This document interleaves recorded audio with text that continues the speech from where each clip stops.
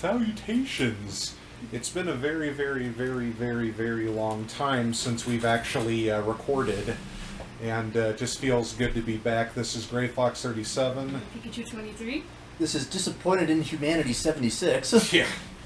So, ironically enough, you're probably trying to figure out, so what are they going to bitch about today? What are they going to complain about today? What are they going to rant about today? Is it going to be climate change? Is it going to be Turkey and Syria? Is it going to be the Democratic debates? No, a friend of mine on Facebook by the name of Alan just gave me cancer last night, and unfortunately we're going to be talking about said cancer. A few things to just get off the chest, though, first. Number one, yeah, I mean, the Democratic debates are just still proving, I want to vote for Trump, and everything. Even if you don't like him, all you're pretty much proving, or they're pretty much proving, is, I want Trump to be reelected in the office and everything like that. I really, really want him as a president, even though I hate his guts so much, because I'm just falling into backwards ideologies and backwards policy and everything, because all I care about is identity instead of, getting this country back on track. So, yeah. I mean, the Republicans aren't really, up there as well, unfortunately. I mean, but that's what I kind of mentioned with Pikachu in the car today when we picked up Ardith. Politics are a circus, no matter what side of the spectrum you're on and no matter what you believe or follow.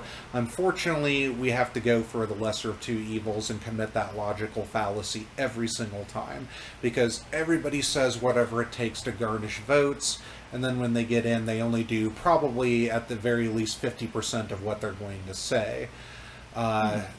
Some people could say Trump's an exception to that, but I'm not really happy about the way that he's infringed upon the Second Amendment. I'm not very happy about the way he's handled the medical, basically the policy in regards to healthcare in the country, despite the fact I do like the fact that he was taking away that $695 penalty. But either than that, things could be much, much worse. You have to look at silver linings in certain cases. I would say the same thing about Notre Dame football, but I don't want to go on to that turkey leg there. It's only been one loss this season, but regardless of that, there's been some goods and some bads. But criticizing a team you love means you're a hater, or it means that you're a Michigan fan. Yeah, that one's for you, my Notre Dame board. Yeah, you're such a hater. If politics are a circus, does that make Hillary Clinton P.T. Barnum? Sure. That's a good one. Anybody who gets that joke, thumbs up in the comment section. Climate change, honestly, my thoughts on it are this. We do have an impact on the environment, but the way that a lot of people, especially the Extinction Rebellion, are coming out about it is pathetic. To be frank, I don't think anybody, people care, but I don't really think anybody actually cares enough to do something meaningful about it. Oh, sure, we can input all these laws that we want, all these heavy taxes, but wait, climate change isn't political. That's a total bunch of fucking bullshit right there. It is extremely political because both sides just radicalize it to that extreme and that extent. But yes, we do have an impact on the environment, but I keep seeing other things, like, for example, the Montreal Protocol. Oh, the ozone layer is going to be back to 1980s levels, and things will just keep getting better by 2050. But apparently we only have 12 to 13 years to survive. Oh, but it's more than just the ozone layer. Look, it's been about different things consistently. Global cooling in the 70s, deforestation in the 80s, global warming in the 90s. Climate control in the 2000s. Now in the 2010s, it's climate change. It changes face. It's been changing face ever since the late fourth quarter of the 19th century. It's just changed its name every single time. Man leaves a footprint on the earth. We do impact the environment. I get it. You need to do what's right by basically, promoting things such as cleaner air and also lesser emissions and whatnot. That's why technology's been increasing to help make cars better and everything. But then at the same token, there's the conspiracy theory that that's just basically to make poor people go without transportation. Ultimately, you have to look at it at this level. Do you really think that the people who are moderate about climate change, that are leaning towards that support, do you really think they'll give up their cars? Do you really think that they'll give up their lifestyles, everything that they enjoy, their technology, their vehicles?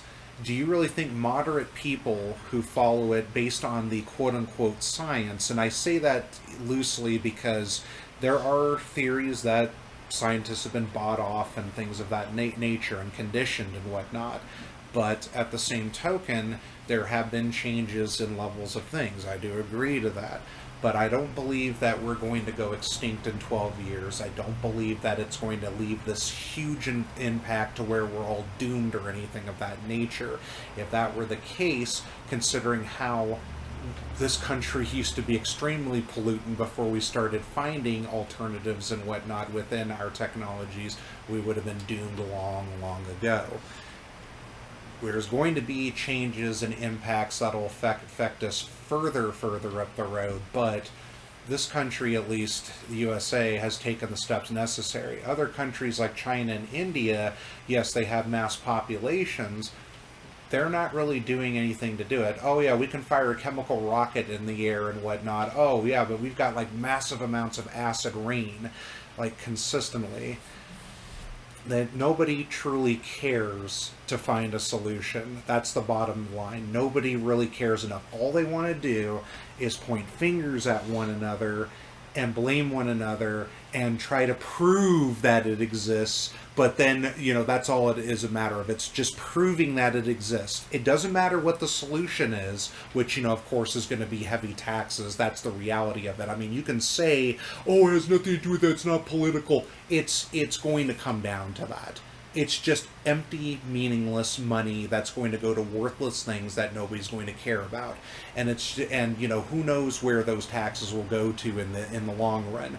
Taxes usually get diverted in the worst ways sometimes. They do go towards infrastructure, but then at other times, taxes do fill unnecessary needs and coffers.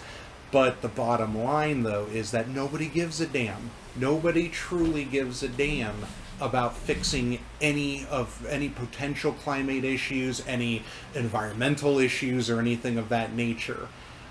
Then I kind of look at things like Scott Pressler, for example, going out to Baltimore and cleaning up the city, going out to LA and cleaning up the city. Oh, he's got an ulterior motive and whatnot. It's always comes down to politics. It always comes down to it no matter what side it's on.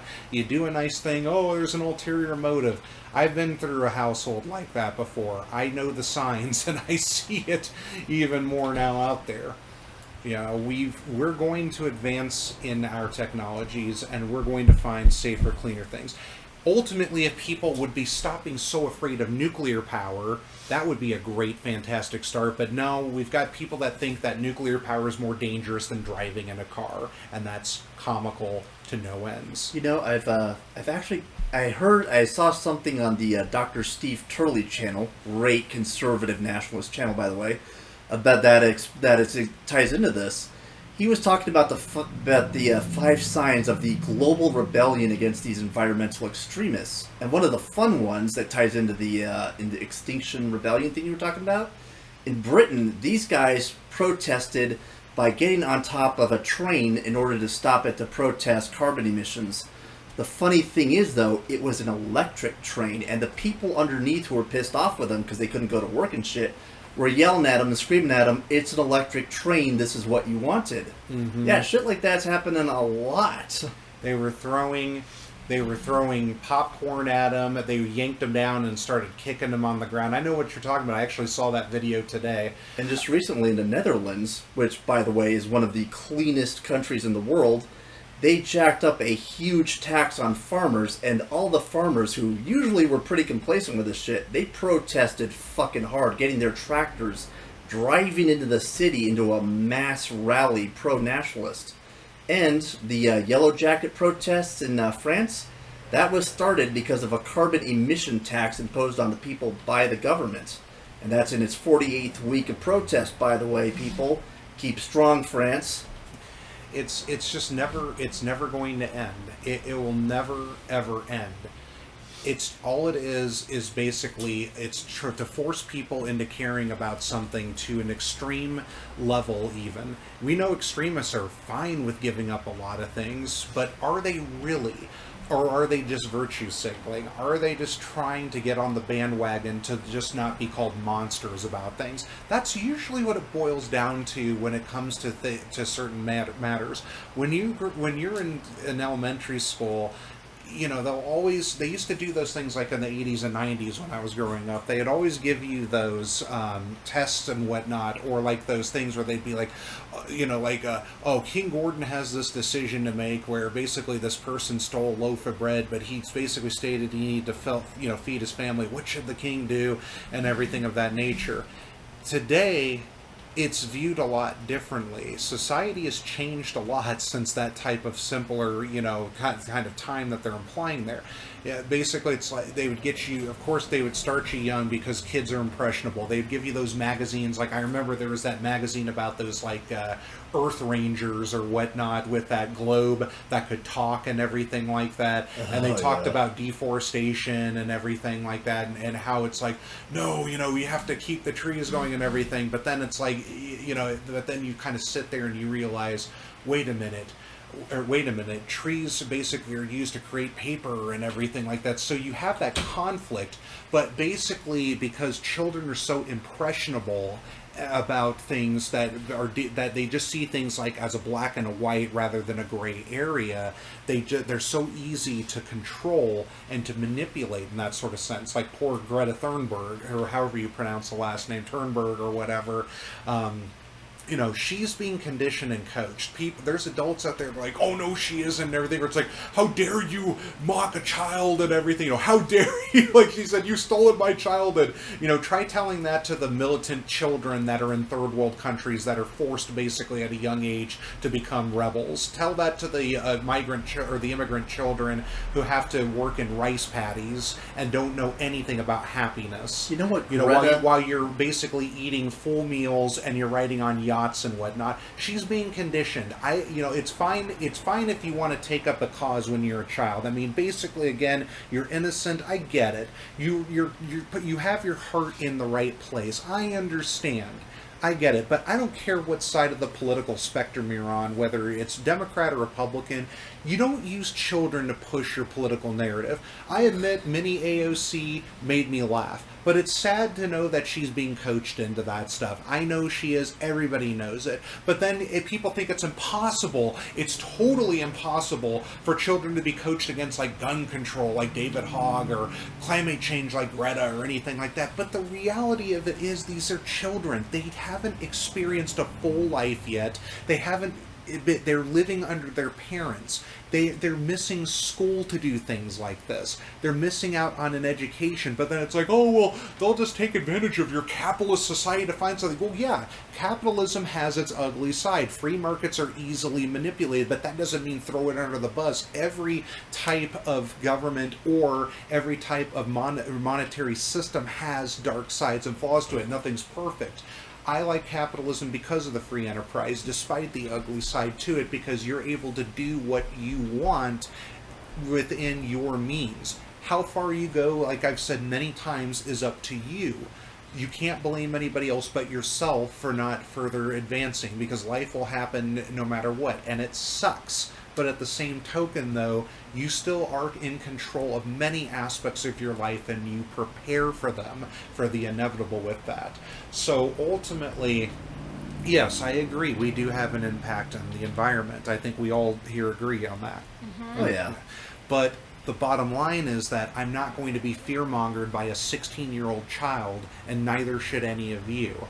If your heart's in the right place, do your little steps to improve the environment. Do your little steps. If you want to go further than that, that's your choice. It's fine.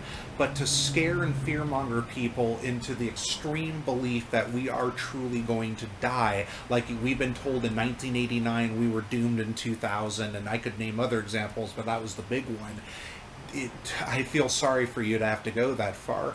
But at the same time, though, you're right. We shouldn't be junking up the planet by littering or anything like that. But unfortunately, a lot of those cities that tend to have that high pile of garbage tend to be democratically run cities. Oh. Hey, Gray Fox, let me propose an idea about Little Miss Greta, the environmentalist, and people like the amazing Lucas and all those other kids. And this will be the last thing on it, but go ahead.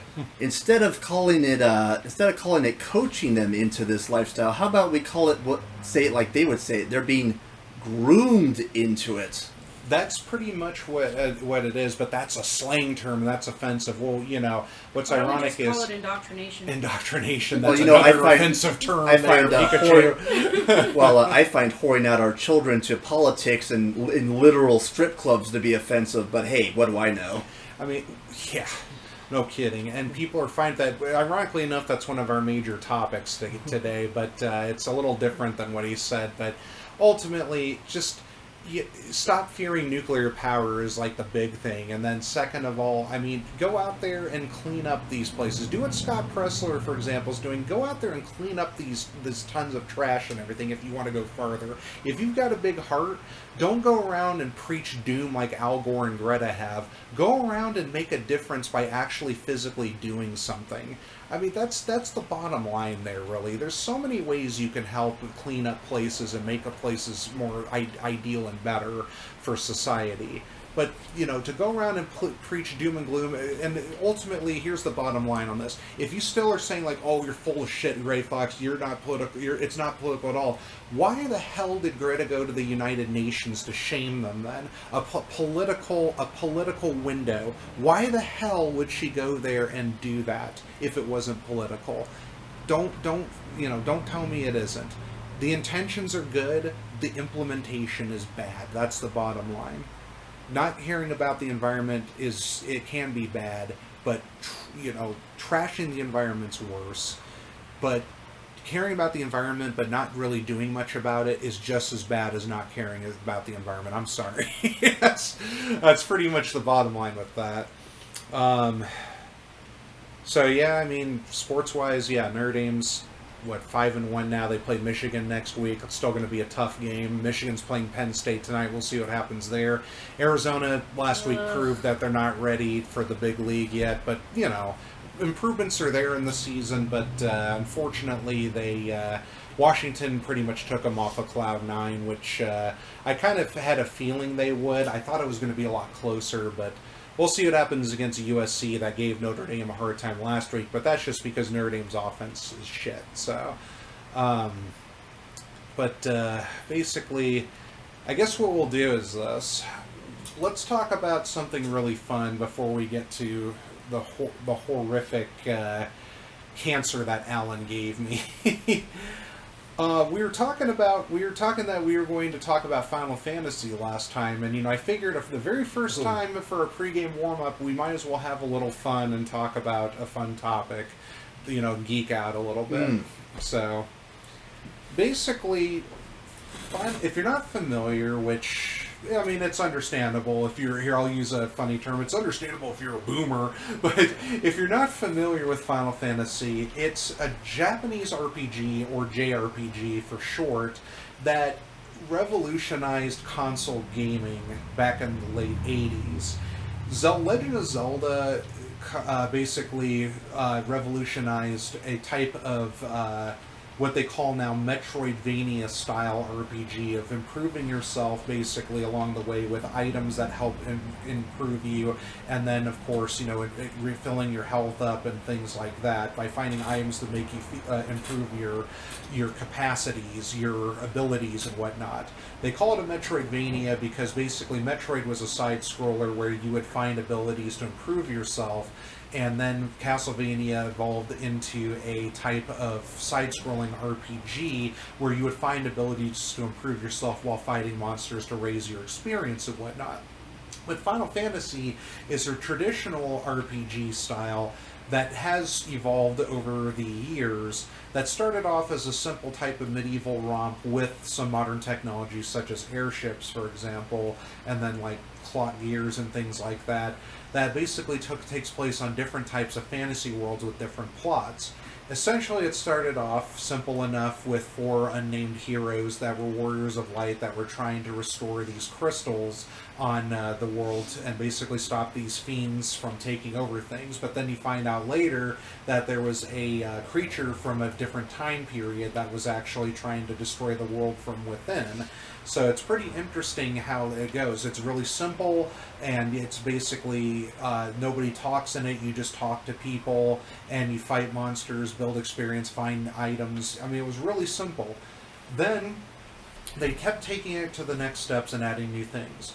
Plot, death of characters, chocobos, Moogles, really deep plot, job classes, summoning, advanced spells, even transitioning from one class to another, character growth and development. Then different time periods started coming about. They left medieval motifs and went to more like kind of like a steampunk, like Thief's universe, for example. Then they went to more futuristic societies, and then they went back to medieval. Then they went to dreamlands and so on and so forth. So basically, it's evolved into different things because the fantasy part of the aspect comes in the sense that fantasy can be whatever you want it to be, basically. It can be, it doesn't have to be medieval, it doesn't necessarily have to be futuristic. And each time you wonder, and these days, considering you have 15 games now, plus a lot of shoot-offs, you're kind of wondering when will the Final Fantasy come? Yeah. Basically at that point. When do we actually hit the Final Fantasy? The Final Fantasy, yeah. I know, what's that? It'll keep going on and on and on. Probably even while I'm in my deathbed later on and whatnot. It'll probably still be going by then. Who knows? And hey, if they keep Ted Nomura on the projects, we may never see any releases come out. They cracked a joke in Back to the Future Part 2 about Jaws 19. Yeah. So, which of course never came to be, but, Sharknado went up to like 7 or 8. Or like Rocky 35, where he's an old man with Rocky, he got resurrected from the grave. Yo, I gotta come back and I gotta fight these people in the future. By the time we get to that point, it'll just be 3D. It'll just be animations of the actual fucking what's still on. It won't be alive anymore.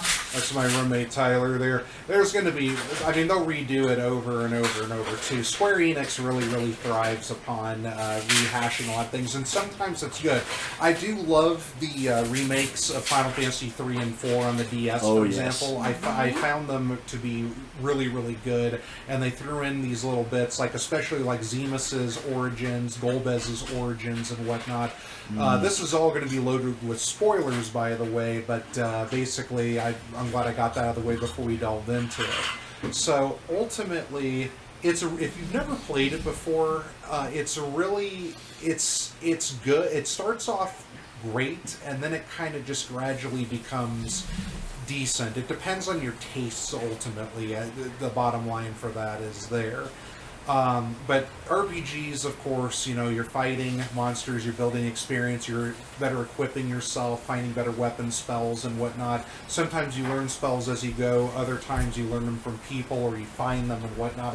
Every RPG has different types of ways for you to do things, and even Final Fantasy mixes and matches different styles.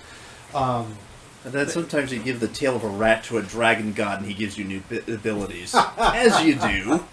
You give a rat tail, and then you get the adamantite, and then you're able to forge that basically in the Excalibur. That's one of my favorites there. Ultimately, in the long run, it started off simplistically. The first six games stick to a simple format of a level system. And I kind of like more of the old style due to the fact of its simplicity, because primarily I like to focus on story and character development. If they're able to input like really awesome summons and spells and whatnot, that's cool too. I don't mind eye candy a lot. I'm a PC gamer, so of course that's where it is. 7 started implementing different sort of side things where you would find things to start learning, like ultimate things, like Materia was the one for 7. There's the junction system in 8 where basically you would take grand forces, combine them to different characters, and then learn their abilities to help improve your stats while leveling along the way. But the leveling was kind of semi-pointless due to the fact that the monsters would level along with you, ultimately. It was an interesting concept that gets refined in other games later on, but 8 did start it. 8, though, in my opinion, still has the best intro out of all of them. Oh, indeed.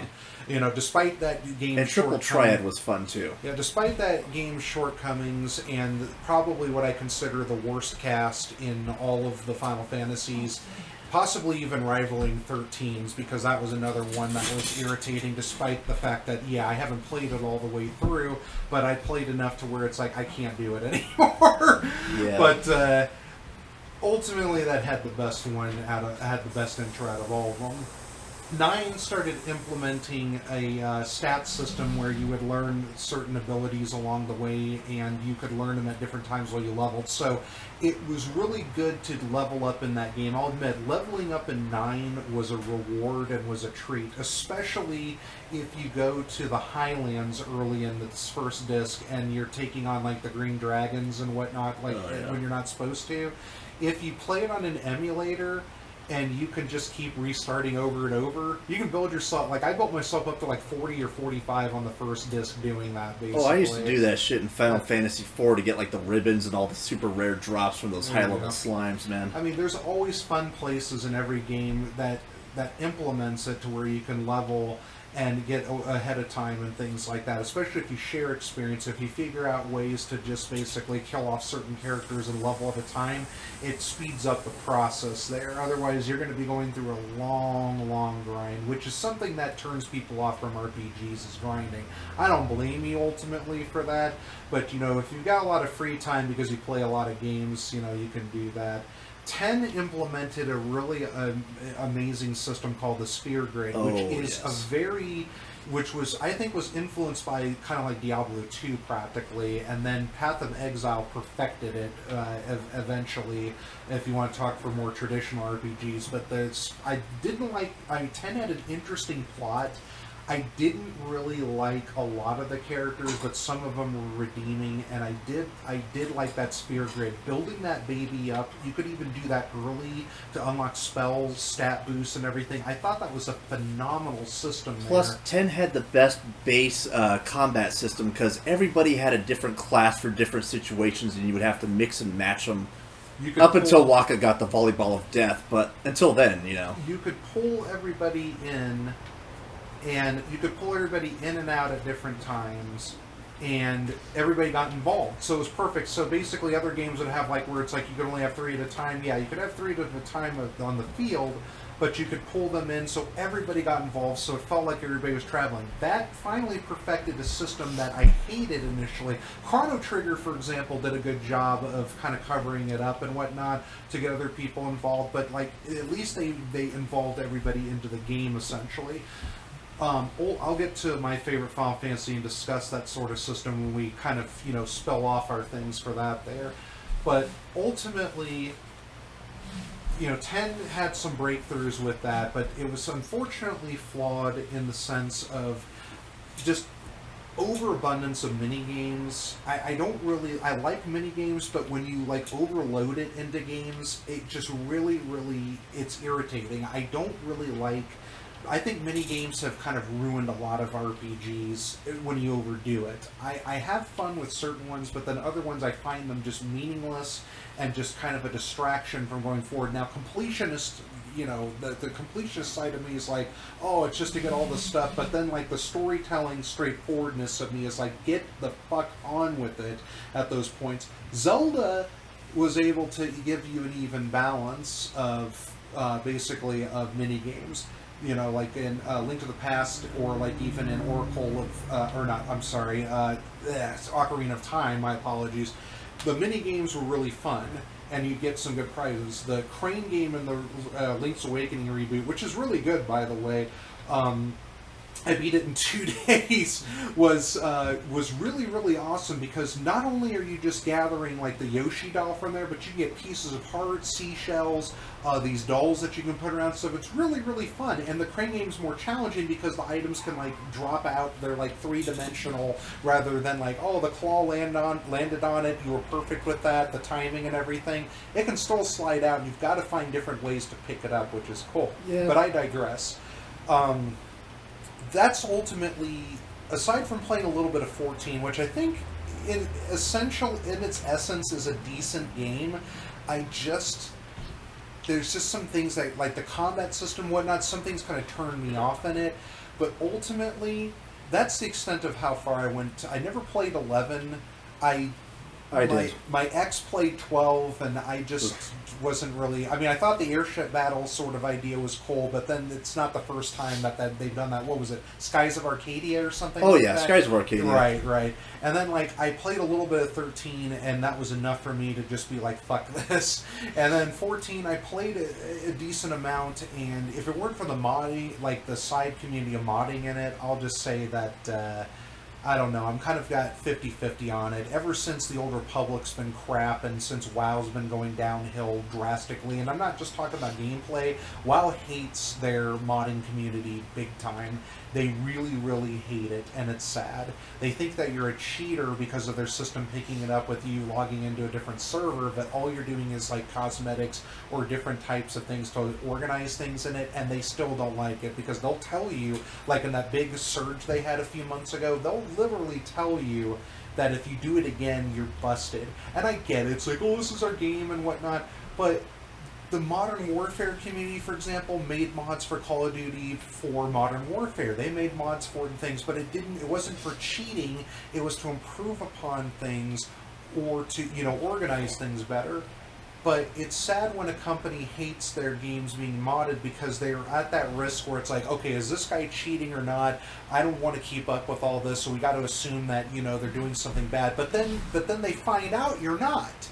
But that's the counter argument to it. But then they tell you you're not, and that's where it's like, so you can't tell me that there's the system out. You can't tell to me the system out there can't determine a cheater or not.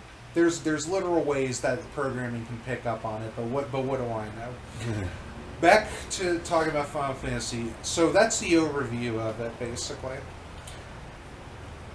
We're going to talk about what our favorite and our least favorite Final Fantasies are. Now, Pikachu unfortunately has kind of a limited knowledge to certain ones, so you have to bear with her. She was sheltered as a child, unfortunately. I was mostly just interested in Pokemon. Pokemon, yeah, but no, it's okay. I mean, when you're blind, there's only so much you can do, and it's alright there. My favorite Final Fantasy is 4, and the reason behind it is I am a medieval guy. I love medieval with some steampunk in it, for example. So why not 6? Well, 4 caters to me more because I love the progression of the main character through 2 plot twists.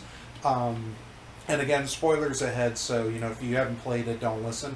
I love how Cain, out of his jealousy of Cecil and Rosa's relationship, willingly turns on them and teams up with Golbez, who you think ultimately is the bad guy at first. And Golbez, I'm going to say this to all you Final Fantasy VII lovers, Golbez is better than Sephiroth, but anyway. Oh, hell yeah. But anyway, I mean, when you're controlling the 4 fiends, the elemental fiends, when you have that power, even if you're a puppet to a greater being, the fact that you still carry out the will of that greater being and have that control over them is just phenomenal. Golbez being Cecil's brother was such a great plot twist too. Yeah. Oh yes. They didn't expand upon it well in the first rendition of the game, but then in the Final Fantasy IV DS they kind of played upon it basically because Cecil, unfortunately, the birth eventually killed Cecil and Golbez's mother. And now Golbez, basically, it's just really, really sad that he allowed Zemus to control him like that, but at the same time, his control was for a very, very long period of time, unlike Cain where it was shorter. So Golbez grew in the arts and everything and became a master, despite being a puppet, became a master of his strengths. Unfortunately, he wasn't able to break free until Meteor came down, of course, first Latella, and then later on when Fusoya from the moon was able to transport him. I mean, it's a great story to where at first you're opposing a nation, and then you later on learn that there's more to the crystals that you yourself, in the beginning as a Dark Knight, have been absconding. And then later on you become a paladin to redeem yourself, and then you're trying to gather allies. As you go through the game, despair just reaches every single point, and you just wonder, how the hell are you going to triumph? And then you pretty much triumph at the end with everybody uniting as one to battle Zemus, which just was such a great epic ending. Yeah. And if I can add this, that game had some of the most clever boss fights of its time. It started implementing the boss fight where it's like, don't attack at this point, or be careful with this and things like that. It did. You're right. It did implement really good boss battles where you had to think sometimes, and I really like that. It wasn't the first to implement summoning, but because 3 did that, but it did implement a really great story with each character designed for a class. What I loved about it, aside from its simplistic gameplay, is that all the characters in it had their own agenda. They came and go, which made you have different combinations. Sometimes heavier hitters and one magic user, or more magic users and then heavy hitters like warrior types and whatnot. The combination that they leave you with at different types of the game would make you alter the ways that you had to fight through things, which I thought was phenomenal. But it also added authenticity to the story, to where it's like, okay, Tell is going out on his own now because he's so pissed off that he learned about Golbez. But then later on, when you're trying to become a paladin, you meet him up there. It's like, I found a way to defeat him. I'm going to team up with you and help you out here. So it's like coming and going as you please. Just really added to the authenticity, to the realism of a character. Their motives, they're going to stay with you and help you at this point, or some tragedy is going to pull them away momentarily, and then they come back. Rydia had an awesome rejoining, which was great. Cool. And what was great about it too is how much they changed, not just in personality, but in gameplay. Like when when you first get Rydia, she can use white and black magic, and she hardly has any summons. But then when she comes back as an adult, she goes from a kid to an adult in this game. So cool. She can only use black magic, but her summoning is way stronger. She has a whip. Leviathan and Bahamut are big helps at the end there. And also, I mean, you can get Cockatrice early, but that summon is like totally pointless as hell. But there are a few summons you can get ahead of time. They added some really fun mini games into the DS version, where basically you could improve stats for this little summon character of yours and whatnot, like memory and timing and things of that nature, which I thought was pretty cool there. Now, my favorite rendition of it was the advanced version, because every character at the end had an end story to them, to where they could get bigger, better weapons, and you could switch and mix and match people to bring with you to the moon, which I thought was awesome, because at the end, you get Cecil, Kane, Rosa, Rydia, and Edge. Those are the 5 people that go to the moon and stop Zemus. In the advanced version, you can bring a combo of everybody except for Portella, who sacrificed himself. But you could bring a combo, you Spoonie Bard, You could bring a combo of anybody you wanted to the moon with souped up weapons, because Mount Ordeals had trials for every character in the game, and it added extra story elements to it, which I thought were phenomenal, because everybody went through different types of dreams. You also battle an ex-Zeramus, and you get a much more powerful sword than the Ragnarok, which I thought was like not possible. That can sometimes cast wholly on its enemies, which I thought was just badass. So my hats off to the people that made Final Fantasy IV better through Advance. I thought that was a great way to improve upon an already fantastic game. Now, it does have its flaws to it, though. Unfortunately, if you're not a big fan of straight out story with like no mini games whatsoever, you're not going to like this game. If you don't like, I don't like the DS version in the sense that the voice acting for the English version was a little bad and the character design was a little awkward. I mean, it's not as bad as Nine's was, but at the same token, though, I just didn't really like the fact that they couldn't take the advanced features at the end and put them into the 4, because, 4DS is the pure story of it all. I didn't really like a lot of the grinding in it. You have to figure out clever ways to level grind in it, and it can be boring. Like, some of the advanced games make it more fun, obviously, like the Sphere Grid or the Junction system, for example. But this is straightforward leveling, which can be very tedious for some people. But if you find out clever ways, like, for example, when you're on Mysidia, on the continent with Mysidia, before you go to the Mount Ordeals trial, if you battle those zoo birds and you're able to defeat them, easily, and you're like the only character, you can get mass experience from that. But you have to be careful because sometimes if they combine with the cockatrice birds, then what can happen is that they can basically stone you, which at that point it's game over if you're the only character alive. But that's basically a way that you can level up significantly, is find different places. If you go to the Tower of Babel area early, like right after you get your airship, you can level there, but there's a lot of tough monsters that actually are in the underground part of the game.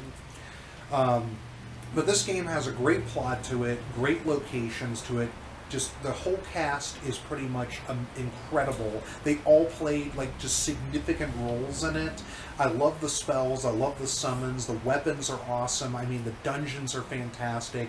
It's really, in my opinion, some people disagree, but I find it a superior game. I really do. A superior Final Fantasy that has everything that you want there, that you could ever like, if you're more old school. Though if you're looking for more like mini games or additional stat boosting or things like that, the later games are more for you with that. So that's my favorite Final Fantasy there. And I'd also like to add to that had some of the best fleshed out NPCs and villains. The four fiends in particular, Rubicant, all of them. Rubicante, yeah. Because Sephiroth was just kind of like, ooh, there's this big scary guy with a huge sword we have to defeat. And he's got mama issues. But then all of the Golbez does too, technically, but at least he moved on from it, but anyway. But all of the villains and all of the NPCs, they all felt like real people. You know, Rubicant was honorable. Rubicante was honorable, and he wanted a fair and honest fight. The Wind Lady was kind of a thought, but, an interesting thought. Yeah. But everybody just felt real. Heroes, NPCs, villains. It was just a deeper game. Sorry. I mean, no, that's okay. That's okay. You added very good points to that. The tragedy in it and the loss in it is painful. I mean, you really feel for the characters in it as it progresses. And I have to agree with Gray Fox. For me, that is arguably one of the best FFs of all time. All right. Top three, just to let you know, is number 1 is 4, number 2 is 3, and number 3 is 6. That's my top 3 there, basically. So that's what I go for. 3, I love the job system. I find it phenomenal. And 6 had another 6 probably has one of the best plots out of all of them, I'll be honest there. And it has kind of like similar coming and going character design, but then later on it's really, I think near the end they tried to do too much with it. But anyway, that's for another time there. Pikachu. Out of the limited Final Fantasies that you played or heard of, what would you say your favorite is? I have to say 4 again. 4 again? Okay. Why do you like 4 so much? Well, we played through 4 the entire way, and like it's already been said, really good story, really good characters. They had a lot of interesting stuff you could do with the magic and the weapons and everything, and really good songs too. Oh yeah, that was another thing. The soundtrack, thank you. I know. I mean, soundtrack goes without saying. Yeah. I really love Final Fantasy IV's overall theme a lot. I think it's probably one of the best. Now 6 has a great one too, but 4's was just amazing. Their boss battle music is great too, and some of the theme songs are okay. Golbez's theme is awesome, but Organ is really cool. So thanks for bringing that up too. Yeah. And Decisive Battle, great theme. Mm-hmm. Check out Game Metal, Johnny Atma's version of the Final Fantasy IV Decisive Battle music. Great remix. Anything else you wanted to add in about it? Not really. Well, let's ask you this. I mean, I know sometimes you're a little mic shy and whatnot, but what was your favorite character in it? Oh man, so many good characters. No, seriously. Yeah. I don't know. What? Are you seriously saying that? Come on. Now we have to hold Pikachu by gunpoint. Are you? No. Who's your favorite character? Tell me about the Final Fantasy IV character. I guess Edge, because ninjas are awesome. Ninjas are awesome. Okay, fair enough. All right. And he's a ladies' man too. So and he's a ladies' man. Yeah, he's got the thing for Riddy in it. I kind of am one of those people that likes the magic characters too, if they're decent. So. I also liked those. So, I thought, honestly, I thought your favorite character was Rydia. Well, that's true. That's true. That's true. So it's been a while since we played it too. Okay, so it's like kind of like a tie between Rydia and Edge, Yeah. basically. Okay, that's fair enough. That's Which, fair by enough. the way, great ship also. Yeah, Wow. and Final Fantasy IV made a sequel called The After Years, which basically I never got a chance to fully play it through. I did. I kind of got a little turned off by it, to be honest. It was great to see that the game got a sequel, to see Rosa and Cecil were like the king and queen of Baron and things like that. I kind of got a little turned off from it because it felt a little. It just kind of felt off to me at points that I was playing, but I'm sure it seemed to have a really twisted plot to it, as far as I could tell there. I'll give you a quick spoiler on that one, by the way. That game is, if you loved Kane Highwind and you wanted to see them expand on him deeper, that's a good game, but word of warning, pay close attention to what moon sign you're under, especially once you get into endgame. There's a boss. I'm not going to say who she is or what her connection to the story is, but if you don't fight her on the right phase of the moon, that boss fight is considered impossible. Okay. That sounds fun. Because I did see there was a little girl in it that was doing some really crazy stuff in it, so yeah, I get what you're saying there. But maybe Sunday I might play it through. I'll have to see if I can find the time for it there. They did do a DS kind of version of it. They have like a 3D version of it, and my brother got it for me on Steam, so I thought that was pretty cool. I own a DS version of 3 and 4 and a Steam version of 3 and 4. I also have 8 on Steam as well, and 10 remastered with 10 too. I gotta continue playing through 10. By the way, I realized it's since I work from home, it's really fun to level the sphere grid up while you're working. I mean, it's fun to do anything. Recently, I've been doing like SimCity 2000, building cities while I've been working. I think SimCity 2000. I love despite that its game, too. simplicity, I think it's the best SimCity out of all of them. But again, that's for another time Yeah. there. But who's your favorite summon, Pikachu? I don't remember all of the summons anymore. Well, did you like? Are you more like? Did you like Bahamut or Ifrit or Shiva? I mean, like, you're more fire tuned, I believe, aren't you? Yeah. So it's kind of like an Ifrit or Bahamut sort of thing. Yeah, I would say so. Okay, Bahamut's a dragon. You know what? Pikachu loves dragons, so Yeah, I'd probably dragons. safe to say Bahamut more than likely because Yeah. she really loves dragons. So okay, sorry to speak to you. I figured, you see, since Pikachu's camera shy, I figured we'd just ask her questions, to get her to open up a bit more, because I've been trying to see if she can like contribute, but I mean, it's a different approach for different people and everything, so I figured this would be better. Let's see here. Who is your favorite of the 4 fiends? Oh no. I only remember 2 of them. Which ones did you remember? The wind and the fire one. Oh yeah, I just because we I mentioned liked it. the fire one. The fire Rubicante, Yeah. yeah, I did like Rubicante as well because of his just how he wanted to have a fair fight and everything like that.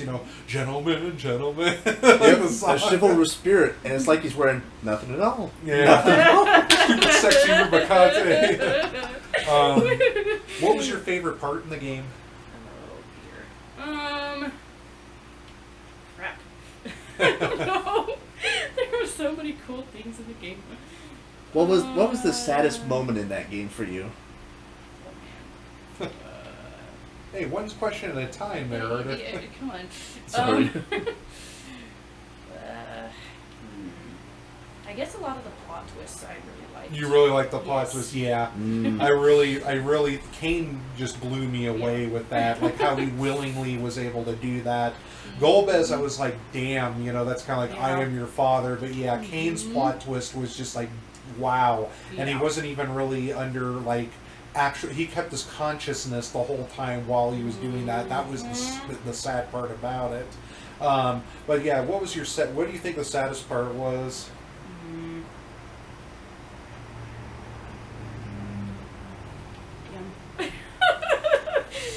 For me, it was Sid. I mean, Sid turns out to be okay, but initially, when you thought that Sid blew himself up to close up the underground cave to get the Red Wings from chasing, yeah, that part that was was really really sad for me. sad. For me, I'm gonna have to say it was when Tella got angry with Edward and he started casting Meteo, even though he knew it would kill Meteor. him.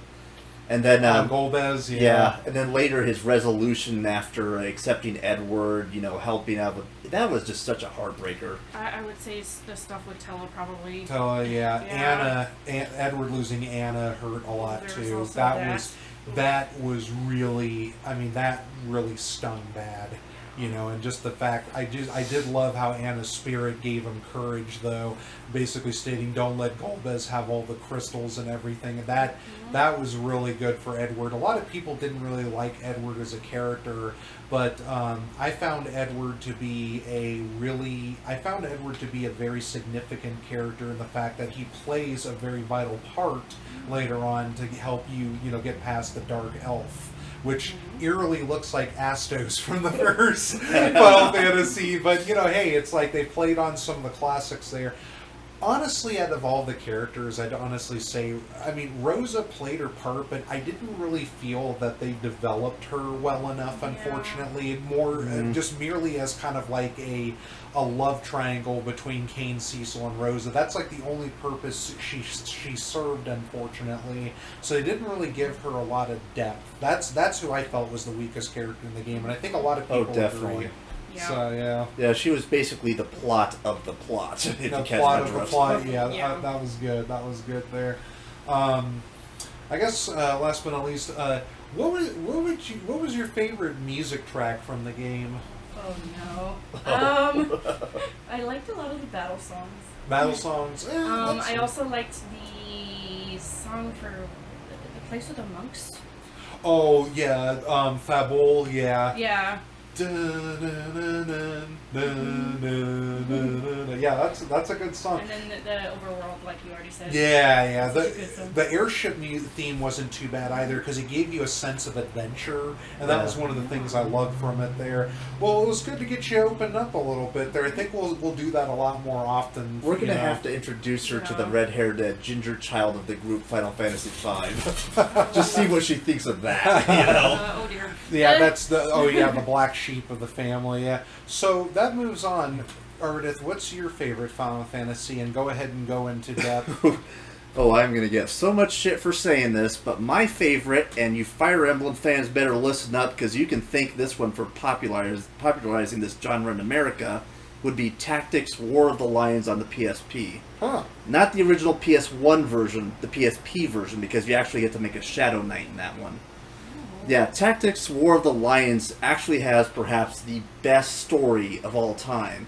It's really deep. It's really in depth. If you really love in-depth political dramas, like especially court dramas like the life of King Henry VIII, the warring between the peasant and the privileged classes that led up to the storming of the Palace of Versailles, for instance, the Bolshevik uprising against the Romanov family in Russia. If you love stuff like that, that is the game for you. That game just goes all out with that. It had a system. Interesting fact about that was developed not by the mainstays of Square Enix. They actually tapped the creative resources of the creator of Tactics Ogre Gaiden for that one. Yeah, they asked him to come over and do a side game in the Final Fantasy series, and he brought the Tactics Ogre turn-based strategy. That's a with him. classic, yeah. Yeah. And by the way, that's also a great series. Check it out, because that was like Fire Emblem before That was Fire Emblem. crazy. I mean, that game was ahead of its time in tactical RPGs. But basically, Tactics War of the Lions is basically Tactics Ogre Gaiden in Final Fantasy, and it's a great story.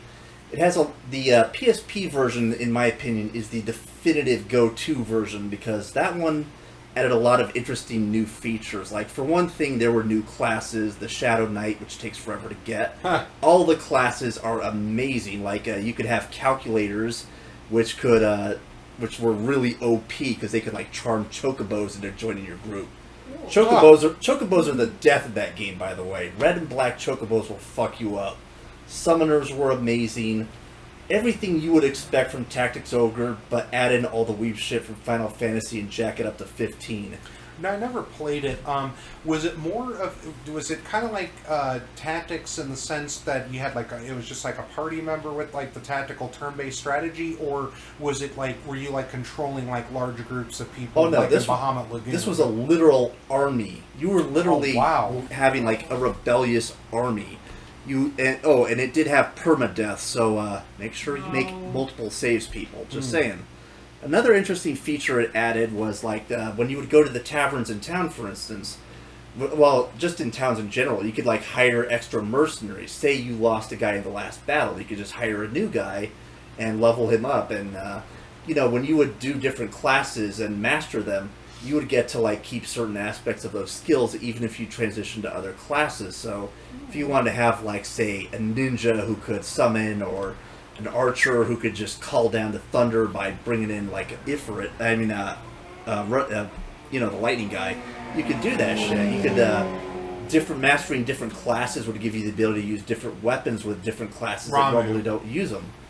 Like say you wanted to do something really stupid, like I don't know, have a ninja with a rifle and call down some sniper fire. Huh.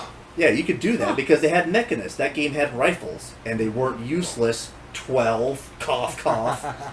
Another fun thing you could do was go to the taverns for like side missions, different specialty things. And get this, you could recruit certain characters from other games in Final Fantasy. Ah. For instance, and I know I'm going to get this question, is Cloud in the game? Yes, he's in the game. You can recruit him. You can do a quest for Aerith to gather flowers, and she'll give him the Buster Sword. There. That is your 7 fanboys. Shut up and sit down. You know who else you could recruit? The most pimp daddy of all time, Balthier the Sky Pirate. Or as he refers to himself, I play the main actor, of course. And yes, he is the main actor. Shut the fuck up, Vaughn. Get your Latin ass out of here. Bring in the sexy and his rabbit waifu. Yeah, you can recruit him. You had mechanists, ninjas, alchemists, summoners, calculators, orators, geomancers, which can be kind of OP depending on the map type. You had almost anything you could imagine. Holy Knights, Shadow Knights, Paladins, Berserkers, Dragonaires. By the way, the Dragonaires were just as badass as King from Final Fantasy IV. You could recruit monsters. You want to recruit a bomb and go full, go full cool. Muslim? Yeah. You want to Now we're banned. We're completely banned Yeah. from YouTube. Oops. Thanks, Ardith. No, it's okay. Yeah, you want to go full nuke? It's their bodies anyway. You want to recruit a tactical nuke or basically a Metal Gear? Hire a black chocobo. Seriously, they'll kill anything. That sounds really interesting. I'm not really big on tactical RPGs, but it's a great game. yeah, from the sound of it, there. I wish there was a way to get an emulator of it or something because I'd love to watch you play it and whatnot. Well, I found a copy over at Bookman's, and I'm going to be getting that pretty soon. So maybe if we can find an emulator, we could do that. But little word of warning: that is the hardest Final Fantasy I've ever played. Oh. The hardest. There's also, the story's good, there's a lot of intertwining characters, people leave, people come back, people betray you, truth comes out. It's a good series. That's really cool. That's really cool to know there. So, I honestly thought you were going to say 5. To be honest, but dangerously close because I'm kind of cosplaying as Ferris in one of our RPs. the Krondor RP. Yeah.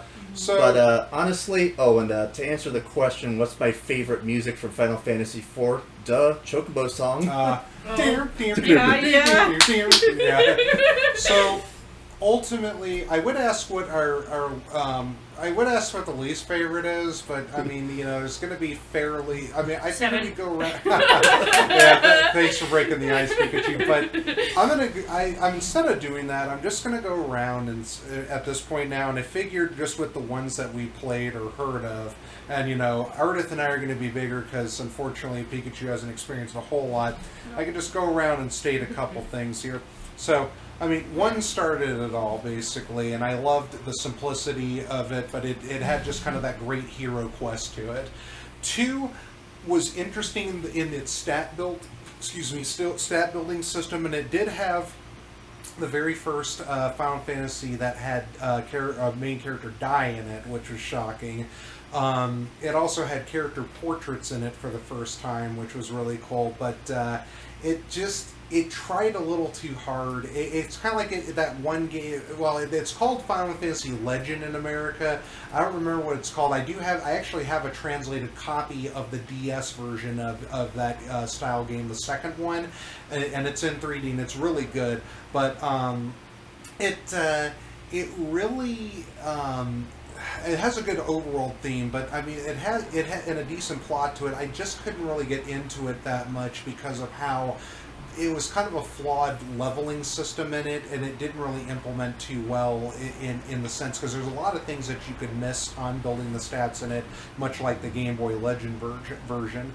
3, I really love the job system in 3. 3 also implemented chocobos and summons for the first time, and it had a fairly decent plot to it, which the DS version kind of panned out a lot better. They put simplistic character involvement in it too, and basically it didn't start off with like the 4 Onion Knight kids. You gather them along the way, and they're all orphans and whatnot, of course, but you actually meet them in different aspects of the floating continent.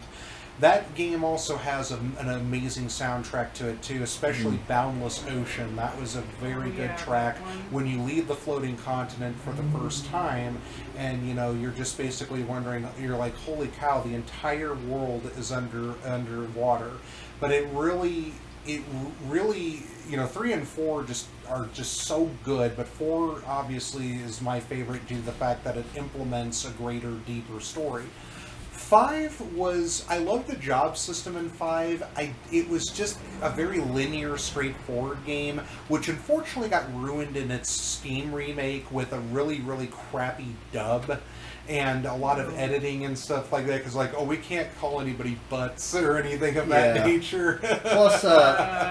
Plus, as much hell as people give it for the story, I did kind of like the mix of lighthearted humor mixed in with the more serious moments. It really... I mean, I kind of love that there were times when it was silly and weird, and then other times when you did get the drama. Even if they didn't necessarily do certain moments good. Cough, cough, certain someone's death and being replaced by a bitch, but yeah. Plus 4 I have to give a thumbs up to, because 4 was the very first Final Fantasy game to let Cid be a playable character, which was very cool. So 6 basically has everything that you could ever want in an enemy that is successful. It's the first time that an enemy is completely successful in destroying the world practically, and you have to recover it. So Kefka is a very, very, very bad man. It's also got some of the best characters in the whole franchise. Very some memorable. Of the saddest moments. Very, very Some sad. of the most epic moments. Yep. Is he gonna do it? He suplexed the Phantom Train! Oh my god! But interesting fact for a Final Fantasy faithful. While it is true that Kefka was the first villain to be absolutely successful at what he tried to do, he wasn't the first one to become a god. Mm-hmm. Oh, the Emperor conquered heaven and hell before the heroes even got to him. Yeah. That's right. Final Fantasy II beat you to it, Kefka. Exactly. 7. Now, I don't like this one, and that's kind of an understatement. Now, 7 was the very first 3D Final Fantasy. It has a good soundtrack, I'll give it that. I do love more fighting, which is the one with the hard guitar for the sub-bosses. It has really cool looking weapons in it. I mean, the summons are amazing, and I'm not going to lie about that Knights too. of the Round. And it's the first one, and it's the first one to implement cutscenes and things of that nature. It still, people worship this game like it completely changed the face of RPG history when it didn't. It didn't really add any aside. Now, okay, let's put graphics aside, let's put enemies aside, and let's put the story aside. I mean, the story's okay. I'll give it that. The story's okay. Now let's put Sephiroth aside and everything like that. As a game, though, Final Fantasy VII is implemented a better aspect of certain mini games and things like that, but it really didn't blaze a trail for anything gameplay wise graphically it blazed a trail, but gameplay, any game can do that practically. But gameplay wise, it really didn't significantly do anything better. If you think about it, all the other games before it implemented game, like built up to certain things that would come later for different ideas, such as abilities in 9, junction in 8, sphere grid in 10. Those are games that blaze the trail for future JRPGs to kind of follow a more traditional RPG style like you would see in Diablo, for example. But everybody worships Final Fantasy like it's the greatest, and ultimately, if you look at it, the only reason a lot of people really, really like it is because it first initiated 3D styles to where you weren't bored grinding, and it had an anime style to it. Oh, that's not true and everything. It's got a fantastic story and blah blah. Okay, Yes? yeah. So basically, Cloud is going through trying to figure out who he is. Doesn't give a damn at first. Evolves beyond that. Like nobody's ever done that before and everything. But I get it. They're all solitary. Their own unique stories and whatnot.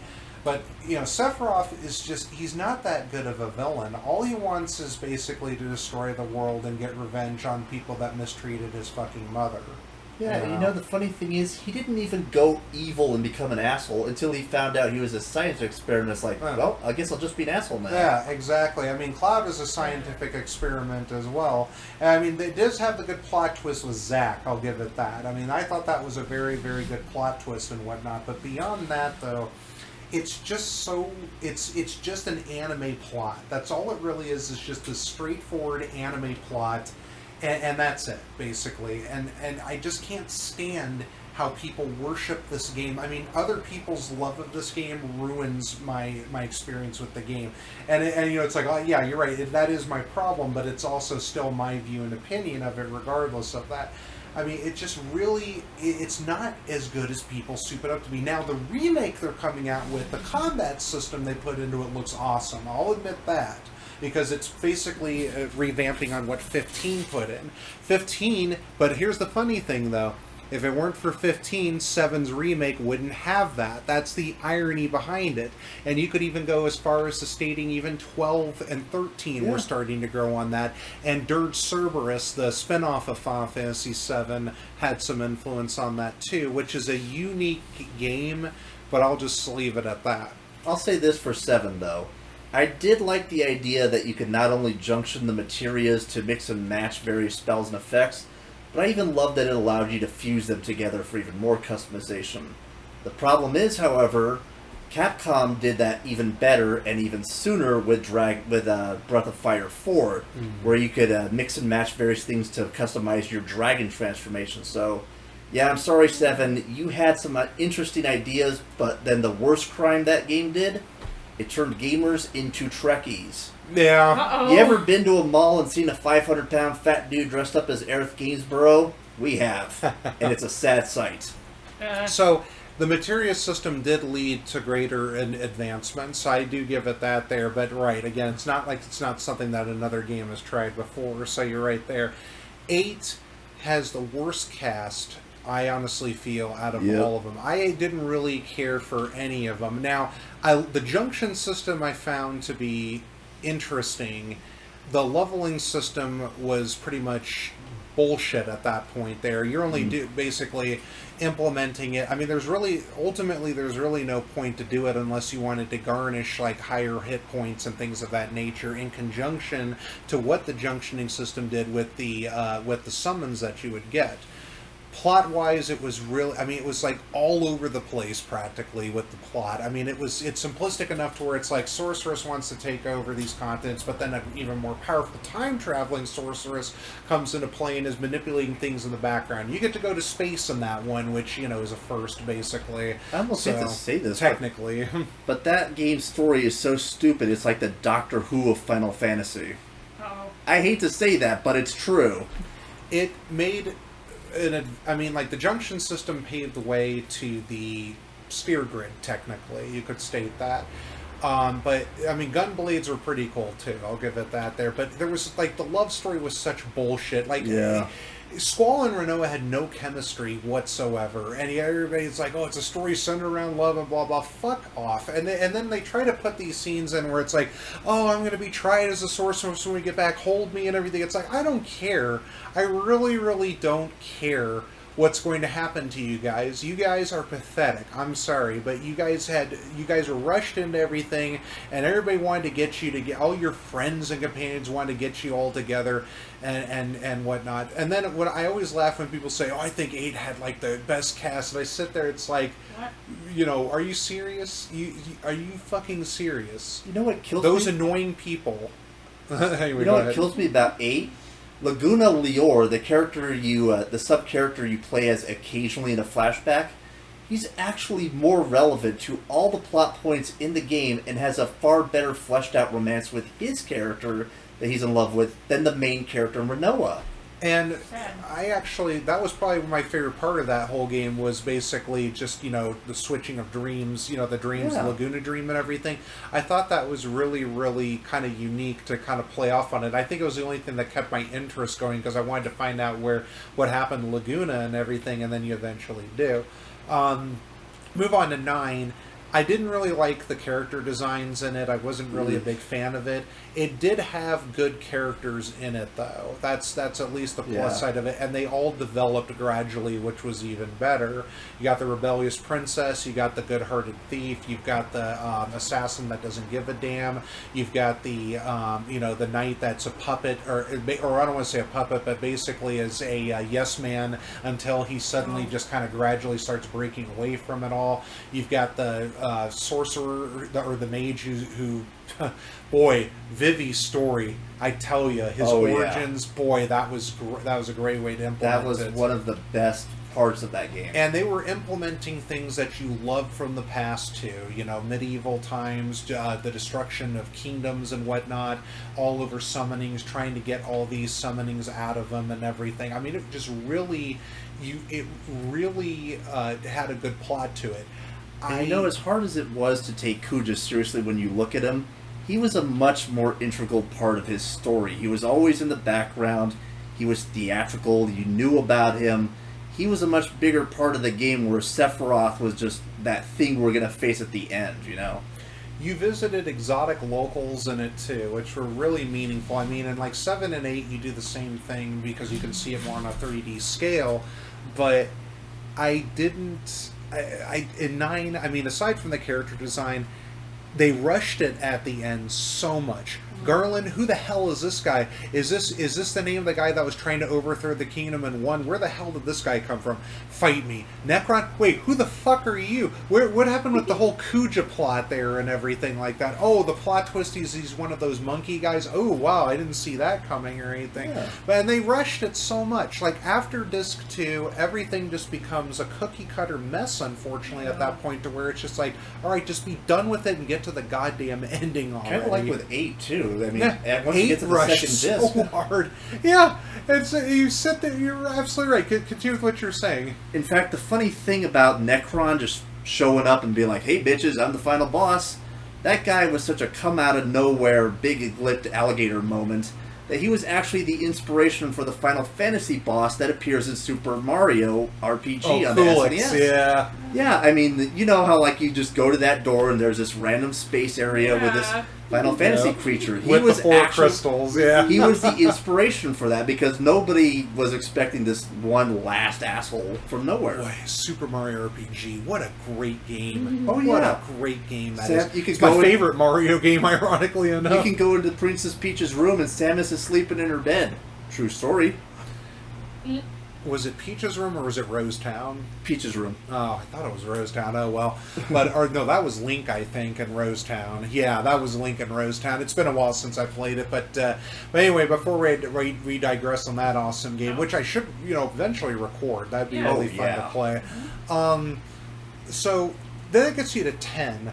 10 has a really good plot to it. the characters are horribly implemented into it. Well, most of them are horribly implemented into it. Everybody and loves Titus, dude. Come on. and I didn't. I mean, in Japan, it's probably a lot better. Some of our American voice actors are terrible. I'll Yes, admit they're that. Yeah. They ruin High School DxD, for example. Oh. You know, they ruin. You know, if you like watching perverted stuff, you should watch like the Bible Black dub, for example. It's the greatest dub ever. Or Garzy's Wing, or Voltage Fighter Go Kaiser. There you go. Oh, Voltage No. Fighter Go Kaiser. My God. No Take me homo. into the realm of the superhuman. Anyway. People say I'm a wild and crazy kind So- of guy. So it has a really great plot twist at the end as well. And I don't know if Pikachu hasn't played it, but I don't know. 10? Yeah. Yeah, we should probably- I've seen parts of it that you showed me. We should save the ending for her. I think I told you what happens, don't I? I think so. About who Sin is and everything. Yeah, I think you did. Yeah, so, basically I thought that plot twist about Jack being Sin was really ironic, especially that was so considering good. how he and Orin were leading that previous summoner there, and it's just like, holy cow. The fact that it's all a dream world from like a different time was also, that implemented it really well. Unfortunately, the game is ruined by, and I bet you they're possibly better in Japan, but with what I've had to play with, the game is ruined by poor voice acting and a poor implemented side evil character in Maester Seymour. I didn't really find him to be all that of a good enemy and stuff. Let Kilmari die and everything. It's like, really, you're not really convincing me that you're this evil person. You're just kind of convincing me that you're just pretty much this like angry homo practically. That's the implementation I get from that. He almost there reminded me of like those sub villains in the first season of Sailor Moon. It's like, I'm Right. Zoiside, I'm a Oh, general yeah, of Beryl. It's them. like, boom, dead in one episode. Who yeah, gives a pretty shit? much. Yeah. Now 11 I never played, but what did you think of 11? Oh dear God! That was a fun game, especially if you were like playing with your bros online.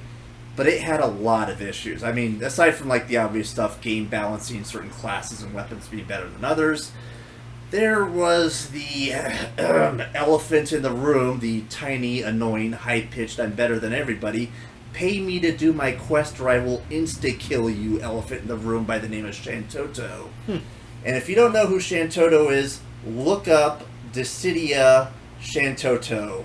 I apologize in advance, by the way. But aside from her, that was actually a pretty good game. The quests may not have been the biggest stuff in the universe, but it was still fun. You were with your friends. It was fun if you had a good team composition, if you had some people who knew what they were doing. The story wasn't groundbreaking, it was pretty good. And hey, this was like the first online Final Fantasy, and honestly, it was a lot better than some of the other online games at the time on the PS2. Huh. Looking at you, Phantasy Star Universe 1 and 2. So much potential with that. Now, getting back to 10 real quick, 10 and 10-2. Like 10-2, the girl power game and everything, I don't have a problem with the girls in it ultimately. Like, if you're going to think like, oh, here goes Gray Fox again about, his anti-feminist stuff, and it's like, no. It has nothing to do with that. The girls didn't ruin the game. It just kind of, they implemented the job system again into it, and it was really interesting with a way that they did it. And I did kind of like the sphere grid things that they did with like some of the summons in it, because 12 kind of implemented that as well eventually. But it just kind of seemed like a really, really corny story of you just practically going after a girl, or another woman who, quite frankly, was just pretty much kind of like there as a piece of ass, basically. But it did have. Hold up, sorry. Yeah, but sorry. it was fun at least to see what happened to the other characters at the end and whatnot. Anyway, you were saying? I almost hate to say this, given what's happened at Channel Awesome these days, but I'm going to have to steal a quote from Noah Anteweiler on this one.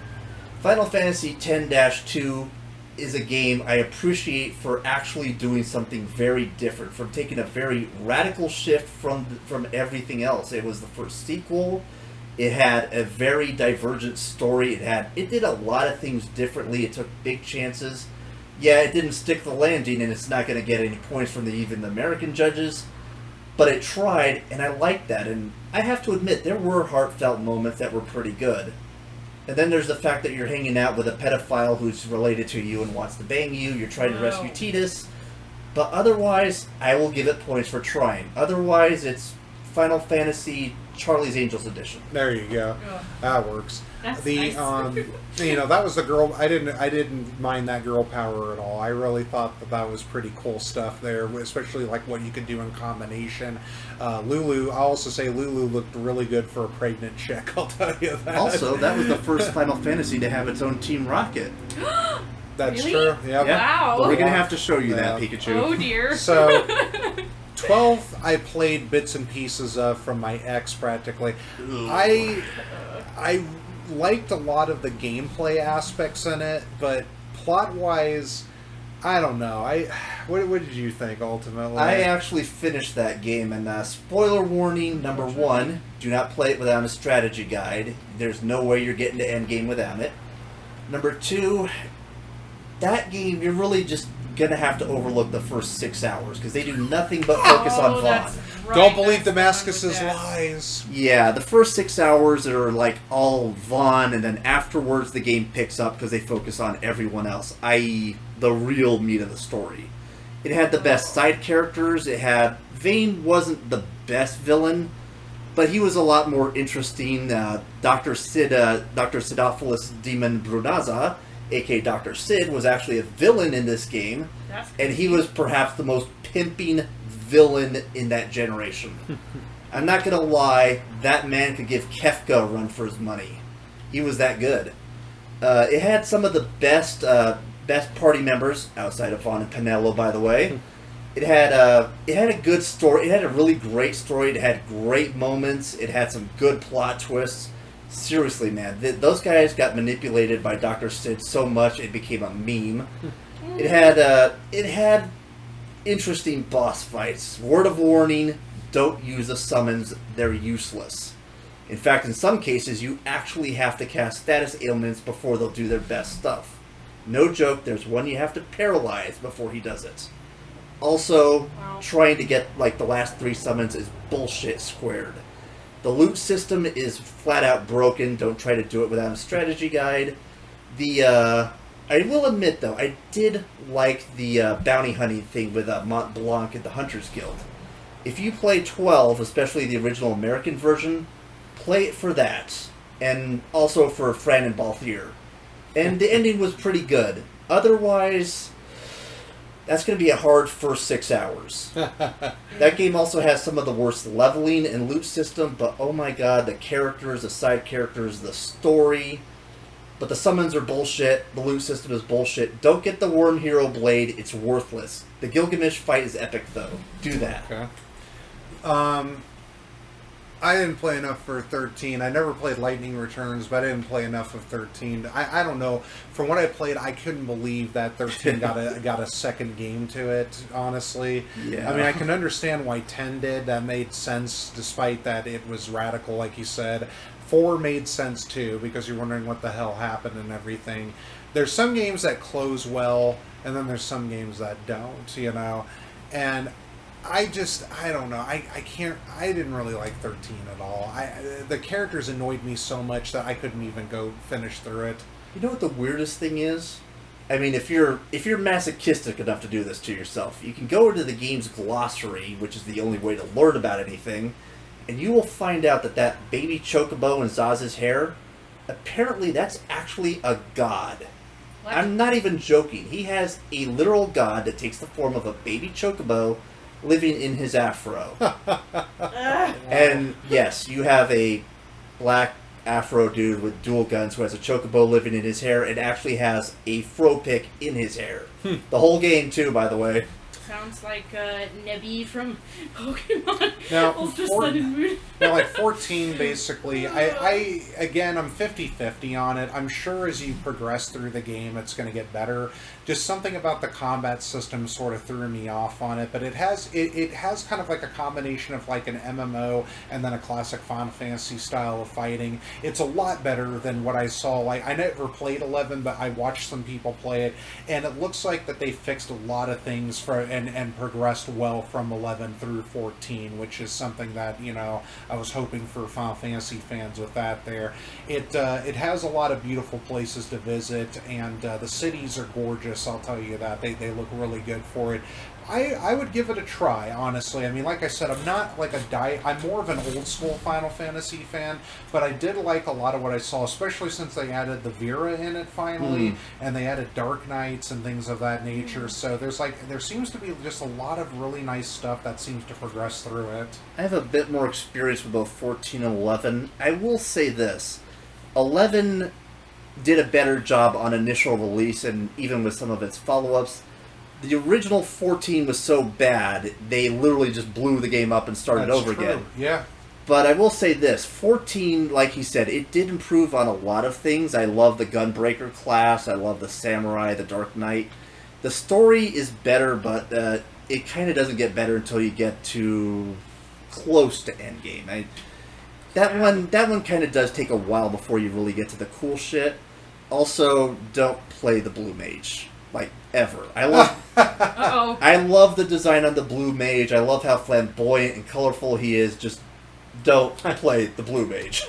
And last but not least, before I have to go before we're going to take Tyler to work, we'll have to get back to the other. We'll get back. You know what? We'll save that other thing for another day if I remember, because I've had more fun. And this is probably something that all our few followers are probably thinking. Wow, they actually talked about something that was more fun for once. Yeah. But ultimately, which is something I kind of want to pull towards, because it's.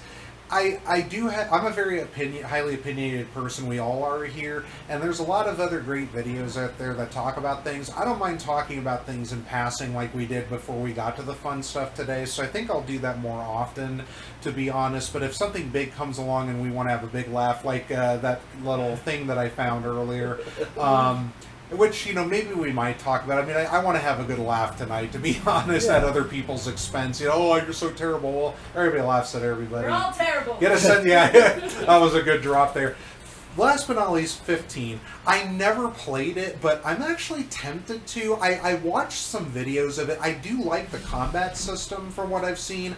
The plot I'm kind of like getting a chuckle out of from the base of it, but there's always gassing up with the hot babe, which is cool. So it shows at least that Final Fantasy isn't trying to go into like some kind of like PC overdrive or anything. Like implementing like for example, like having Final Fantasy 13 having like the very first it's technically being the first like main game to have a female protagonist like as a main character, like overall, like the head character and whatnot. That wasn't my problem with it or anything like that. When Japan implements female protagonists, they do it right. They do it well. Like Samus, for example, is a perfect example. Bayonetta is another good example. Ayabria from Parasite Eve. Yeah, exactly. So basically, or like like Claire Redfield is another good one too. So they implement good female head characters, unlike other games where they just try to make it as queer as possible. And I'm literally saying that too. I'm not trying to say it as a slang or an insult. They just with a lot of American indie games, they queer up female main protagonists so bad, and the CW is a perfect example of that. But I digress. I love this. A lot of the music I've heard in it is really good too. Like I've heard some of the boss battles and everything. I'm like, holy cow! This game sticks. Like Nobuo Uematsu, of course, is a genius game composer. He sticks to he's got really epic tracks in it. Have you played it yet? Not yet, but I will say this: I love how epic the power of the summons are in that game. Like, I mean, when Leviathan gets summoned, it floods a whole goddamn city. When you summon Ramu, you see lightning storms just blasting everything in the world around you. You summon Titan, he is literally reshaping the goddamn earth as he's moving around. That game really makes you feel the power of the summons. So I might have to give it a try eventually there. Now, unfortunately, I don't have a PS4, so I'm not much of a console gamer. And like I said, I'm very old school when it comes to consoles and whatnot. But we'll just wrap it up with that. So I know we haven't played like a lot of the more modern ones, but we're old school people, of course. When you're born in the 70s and 80s, what do you expect? Yeah. But right. Oh, and quick word of warning: never, ever play Final Fantasy Type 0. Anybody remember the meme, what's a paladin? What's a graveyard? Oh, you can only summon the god of death. You should know this. So, basically, this is going to be the only time we're going to be recording. So here's potentially what I'm planning. I need to beat Bloodstained still. I've gotten to level 99, so basically I haven't played it in 2 months, so I'm probably going to be pretty rusty. I'm going to try and beat it tonight. So that's like one of the big plans there. Number 2, Pikachu needs to beat some things up. So I want to get to Pikachu beating a few things up, because it's been a while since we've seen her, you know, do her playthroughs and stuff. So we'll get to that too. So we'll do that too. So the plan is so no Secret of Mana tonight unless we find time for it, but ultimately I need to beat Bloodstained or get as far as I can, and then we can do Secret of Mana. But I also want Pikachu to play as well. So we're not going to be able. Well, we're not going to be able to play from the. I can actually transfer the save states over from my desktop to my laptop, so that's something we'll have to do. So we're going to take a short break. We got to take Tyler to work. He's a roommate of ours, so we got to take him to work. And then after that, what we're going to do is we'll come back and, you know, I just got to cook some dinner, get some food in my stomach. Was considering watching Arizona play USC tonight, but I don't really feel the need for that. So what and then for the future, I may consider getting a program that'll allow us to play or to connect to console games, because I'd love to play through, like, just have some fun and play through, like, Hyrule Warriors or something of that nature, which would be really fun. And maybe do a playthrough of Link's Awakening, because I did beat that. I didn't fully get everything, but I did beat that game in 2 days with 17 out of 20 hearts, because most of the other heart pieces I was missing were primarily coming from, one was coming from the raft trip, I think, and then the rest of were coming from the dungeon changer, which I diddled a bit with, which is it's okay. But we'll come back and we'll get to gaming and everything like that. But initially, before we do that, I may just want to kind of do a recording to talk about the wonderful little Facebook cancer that I found. But anyway, this will be it for now. So we'll be back later. This is Gray Fox 37. And Pikachu 23. Judging your tweet 76. And, one more thing before we end. Pikachu and I are going to be in Vegas next week. Basically, we'll be staying the whole week. We'll come back and share our experience together and have a recording on that. I love going to Vegas. My folks are on a month-long retirement vacation right now, just going around visiting relatives and checking out national parks and things like that. They're going to be going through Canada, which I told my folks, don't misgender anybody while you're up there, really. says a joke there. But anyway, that's why I said this will probably be the only recording that we're going to do for a while. But we'll be back, and we'll be back on the swing of things, especially once college football season's over. Saturdays won't be eaten up so much. There will still be college basketball, but those are usually primarily going to be like Wednesday, Thursday, and Saturday things, but those are 2-hour games as opposed to, a lot shorter. I care more about watching more football games than I do basketball. Basketball, I primarily mostly focus on Arizona. So we'll talk to you guys later, and I hope you enjoyed this recording screen here, and we'll play later.